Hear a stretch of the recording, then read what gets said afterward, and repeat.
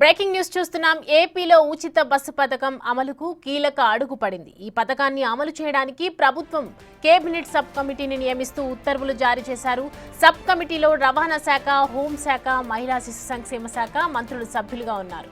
ఈ పథకం అమలవుతున్న రాష్ట్రాల్లో పర్యటించి అధ్యయనం చేసి నివేదిక ఇవ్వాలని ప్రభుత్వ ఉత్తర్వుల్లో తెలిపింది.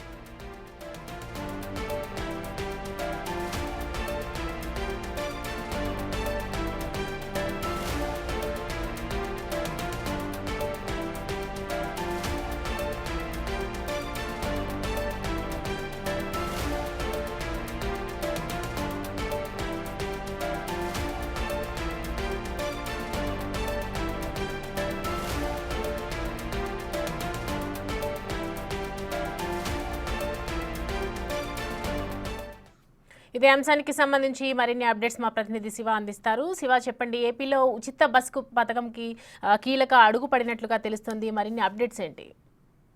మొత్తం మీద చూసుకుంటే ఆంధ్రప్రదేశ్ లో మహిళా ఉచిత బస్సు ప్రయాణానికి సంబంధించి కూడా ఏపీ ప్రభుత్వం మంత్రివర్గ ఉపసంఘాన్ని నియమిస్తూ ఉత్తర్వులు జారీ చేసింది. రవాణా శాఖ మంత్రి మండిపల్లి రాంప్రసాద్ నేతృత్వంలో ఈ కేబినెట్ సబ్ కమిటీ అయితే ఏర్పడబోతోంది. హోంమంత్రి అనిత, గిరిజన, మహిళా శిశు సంక్షేమ శాఖ మంత్రి గుమ్మడి సంధ్యారాణి సభ్యులుగా ఉంటున్నారు. రవాణా శాఖ ముఖ్య కార్యదర్శి దీనికి కన్వీనర్ గా వ్యవహరించబోతున్నారు. అయితే ఉచిత బస్సు ప్రయాణం అమలవుతున్న పలు రాష్ట్రాల్లో ఇప్పటికే అధ్వానం సాధ్యమైనంత త్వరగా ప్రభుత్వానికి నివేదిక ఇవ్వాలని చెప్పి మంత్రివర్గ ఉపసంఘం అయితే నిర్ణయం తీసుకున్న పరిస్థితి కనిపిస్తా ఉంది.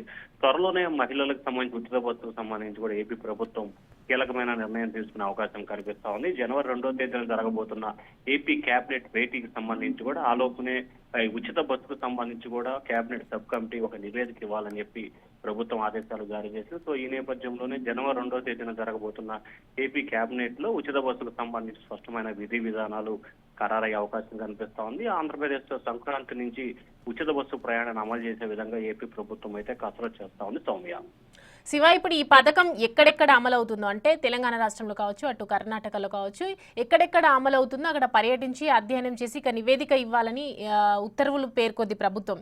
సో ఈ ఏదైతే ఈ పర్యటన అధ్యయనం ఎప్పుడు స్టార్ట్ చేసే అవకాశాలు ఉన్నాయి?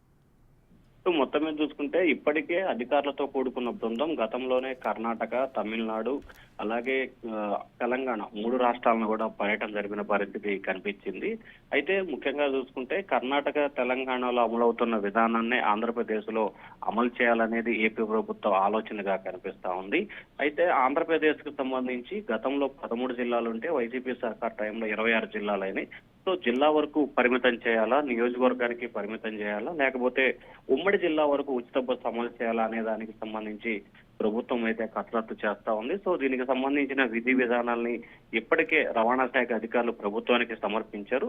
అలాగే మిగిలిన 3-4 రాష్ట్రాల్లో ఈ ఉపసంఘం బృందం పర్యటించి అక్కడున్న స్థితిగతులు, విధి విధానాలు, ఆదాయ వనరులు, అలాగే ఏదైతే మహిళలకు ఉచిత బస్సు ఇవ్వటం మూలంగా వచ్చే నష్ట నివారణ తీసుకుంటున్న చర్యలపై కూడా ఈ ఉపసంఘం నివేదిక ఇచ్చిన తర్వాత ఆంధ్రప్రదేశ్ లో ఉచిత బస్సు ప్రయాణానికి సంబంధించి పూర్తి స్థాయిలో నివేదిక ఇవ్వబోతున్నట్టు తెలుస్తా ఉంది. ఓవరాల్ గా చూసుకుంటే సంక్రాంతి నాటికి ఆంధ్రప్రదేశ్ లో ఉచిత బస్సును అమలు చేయాలనేది ప్రభుత్వ ఆలోచనగా కనిపిస్తా ఉంది. సౌమ్య, శివ, సబ్ కమిటీలో రవాణా శాఖ, అలాగే హోంశాఖ, అలాగే మహిళా శిశు సంక్షేమ శాఖ మంత్రులు సభ్యులుగా కనిపిస్తున్నారు. ఇంకా ఏ అధికారులు అక్కడ హాజరైనట్లుగా కనిపిస్తోంది? కేబినెట్ ఉపసంఘానికి సంబంధించి కూడా ఆంధ్రప్రదేశ్ ప్రభుత్వం ఒక మెమోను కూడా జారీ చేసింది. ఈ జీవోకి సంబంధించి కూడా కొద్దిసేపు క్రితమే ఈ జీవో కేబినెట్ సబ్ కమిటీని ఏర్పాటు చేస్తూ జీవో నెంబర్ 2196 పేరుతో ఒక జీవో విడుదల చేసింది.